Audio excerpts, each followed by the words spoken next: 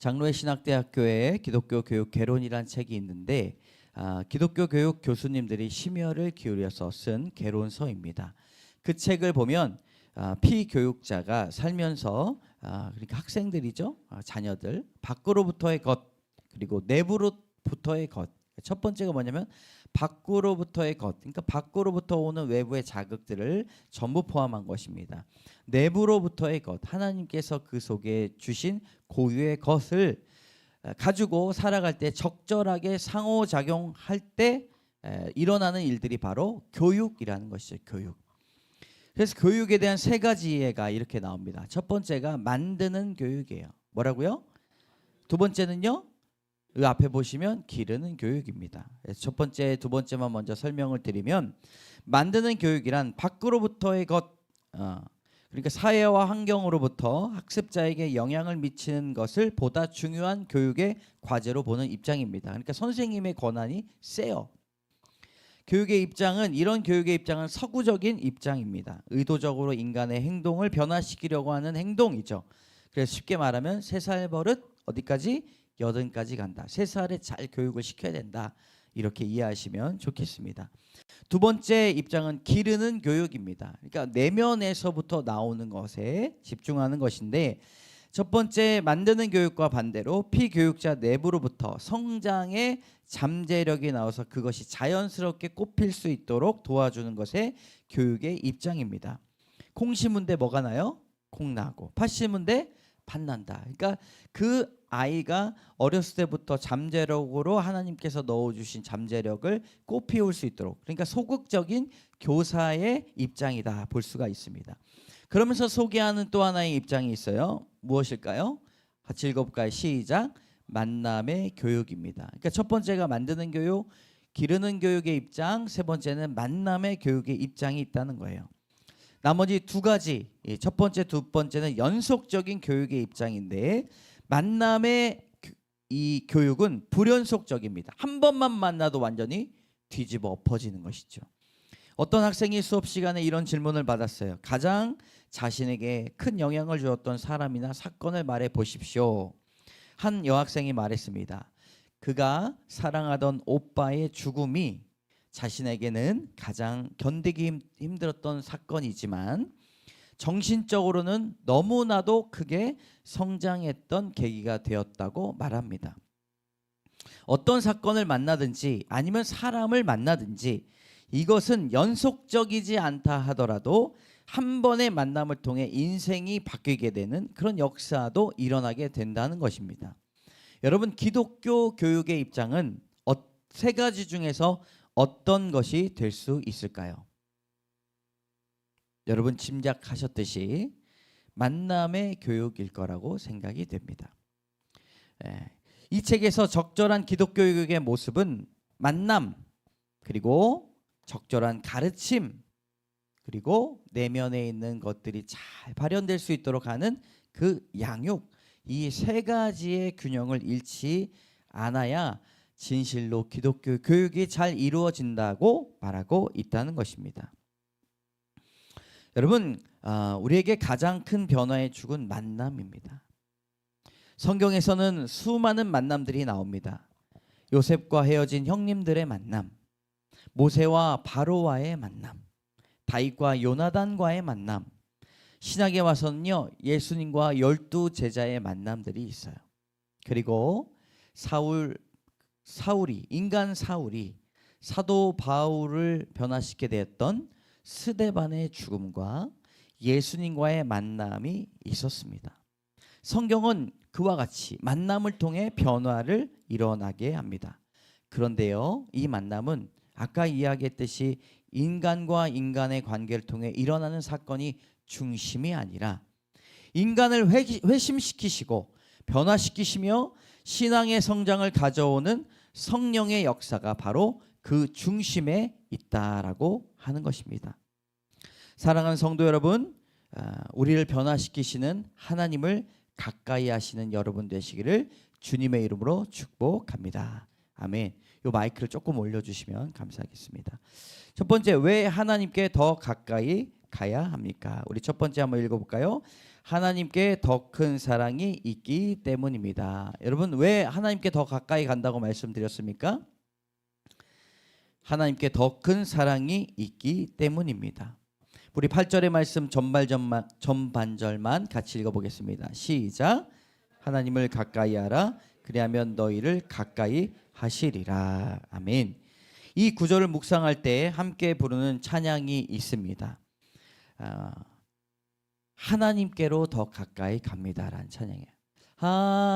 하나님께로 더 가까이 갑니다.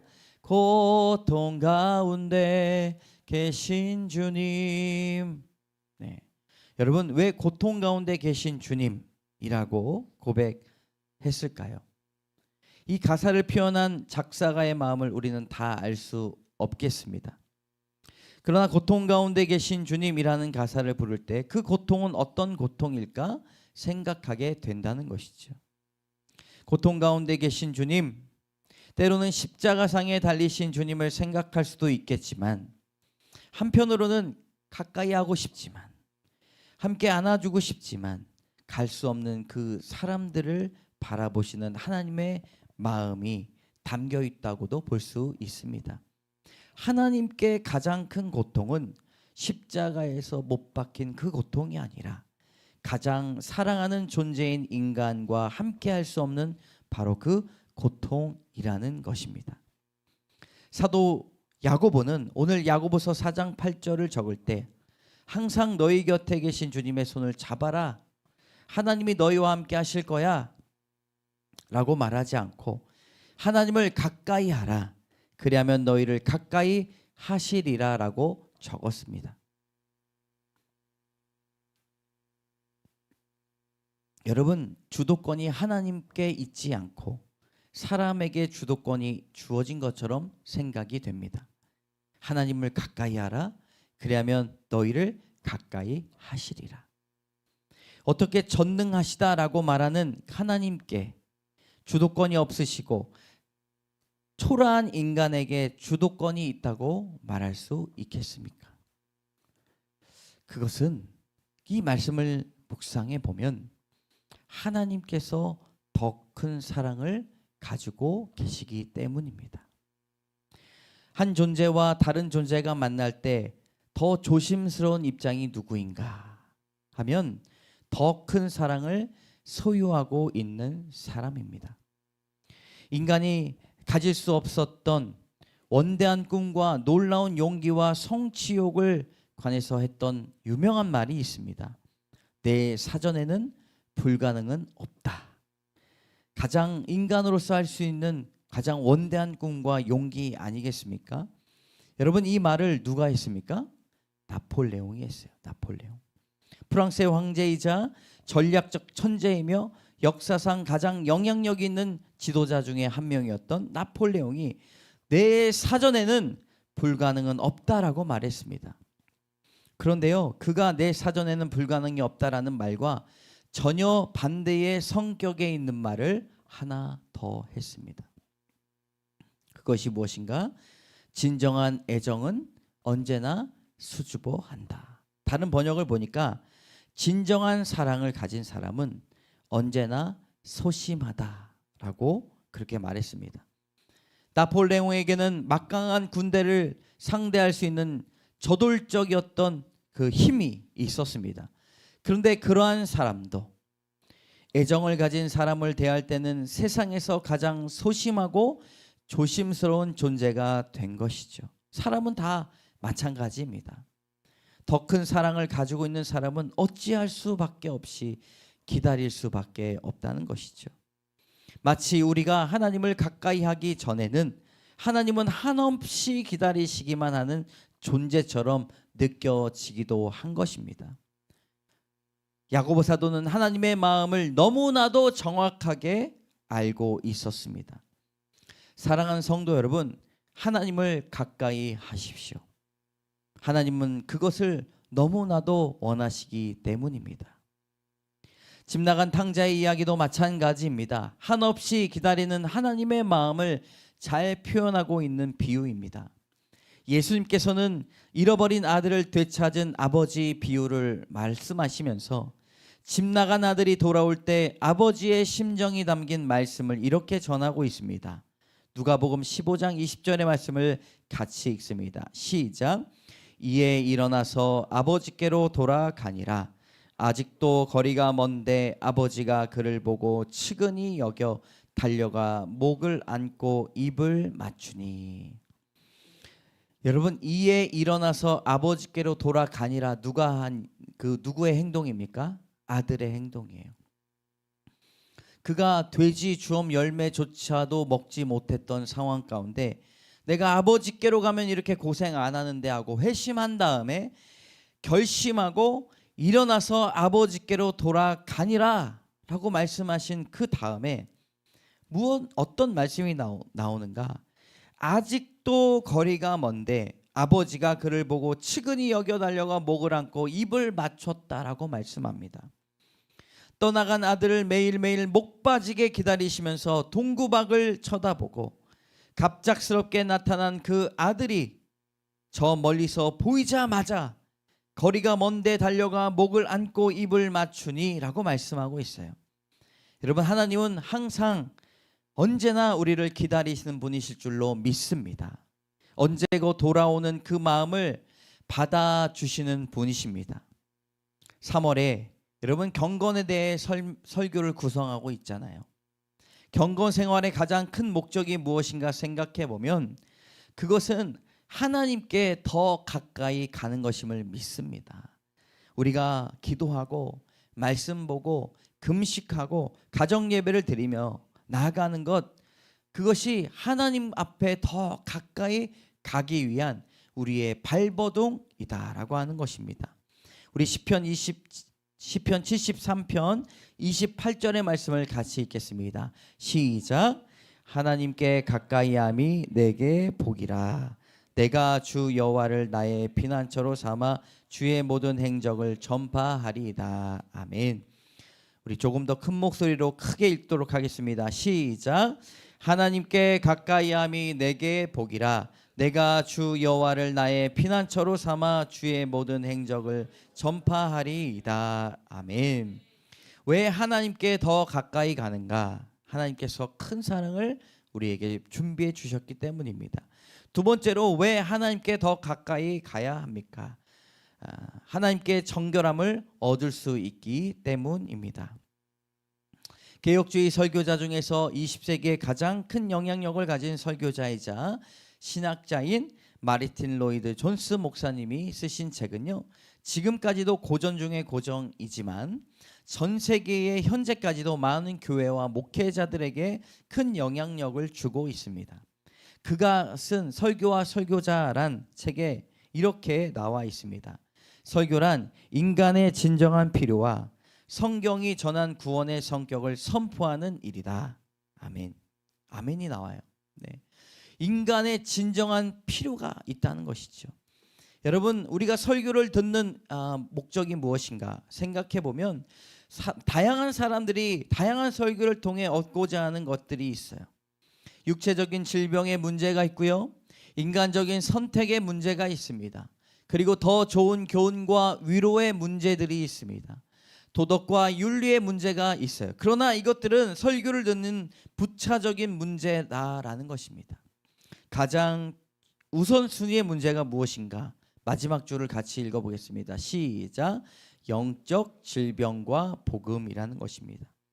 그리스도가 없는 사람은 이미 망한 사람이요 영적으로 이미 망한 사망자이며 생명에서 떠난 자이기 때문에 우리가 예수 그리스도를 알지 못한다면 우리는 이미 죄와 허물로 죽은 사람이라고 하는 그 영적인 진단서를 듣기 위하여 설교 시간에 앉아 있다라고 하는 것입니다. 설교를 통해 가장 먼저 얻어가야 되는 것이 무엇입니까? 예수 그리스도가 아니면 나는 이미 사망한 자이구나. 사람에겐 영적인 질병이 있다는 사실을 깨닫고 이러한 문제를 해결할 수 있는 분은 오직 예수 그리스도께 있다는 사실을 아는 것에 있다라고 말씀합니다. 성경의 가르침은 무엇입니까? 우리가 주 안에서 무지했던 우리가 구원의 지식을 얻게 되었다라고 말하는 것입니다. 에베소서 2장 1절의 말씀을 같이 읽겠습니다. 시작. 그는 허물과 죄로 죽었던 너희를 살리셨도다. 아멘. 여러분, 우리가 죄인이에요. 그러나 예수 그리스도를 믿고 나서 우리 주님은 공적인 죄를 사하여 주셨습니다. 그럼에도 불구하고 우리는 죄인입니다. 그런데 이전에 불려졌던 죄인이라고 하는 것은 오늘 야고보 사도가 죄인들아 라고 혼내는 그 말씀의 뉘앙스가 달라요. 억양이 다릅니다. 죄인은 복된 호칭이고 복된 명칭이다 라고 하는 것입니다. 예배에 나와 설교를 들으면서 주님 앞에 우리의 마음을 열고 주여 나는 죄인이로소이다. 주님께서 주신 은혜가 참으로 큽니다. 주여 나를 다시 살려 주시옵소서 라고 말하고 있는 우리 죄인들은 큰 복을 얻은 자임을 믿습니다. 여러분, 우리 가슴에 손을 얹고 한번 따라해 봅시다. 나는 죄인입니다. 나를 도와 주시옵소서. 주님만이 나를 살릴 수 있습니다. 나는 죄인입니다. 주여 나를 도우소서. 주님만이 나를 살릴 수 있습니다. 아멘. 여러분, 이것이 얼마나 복된 일입니까? 그래서 8절에 야고보 사도도 동일하게 부른다라고 하는 것이죠. 우리 8절 후반절의 말씀을 같이 읽겠습니다. 시작. 죄인들아 손을 깨끗이 하라. 두 마음을 품은 자들아 마음을 성결하게 하라. 아멘. 죄인들아 라고 하면서 질책합니다. 여러분, 손을 깨끗이 하라라고 말하는데 야고보 사도가 다 알고 있는 내용을 왜 강조하는 것일까요? 사람들은 손을 씻으면 깨끗해진다고 생각합니다. 그러나 이러한 의식 속에서도 회개하는 행위를 거추장스럽게 생각하는 사람들이 있다는 거예요. 내가 회개할 게 뭐가 있나?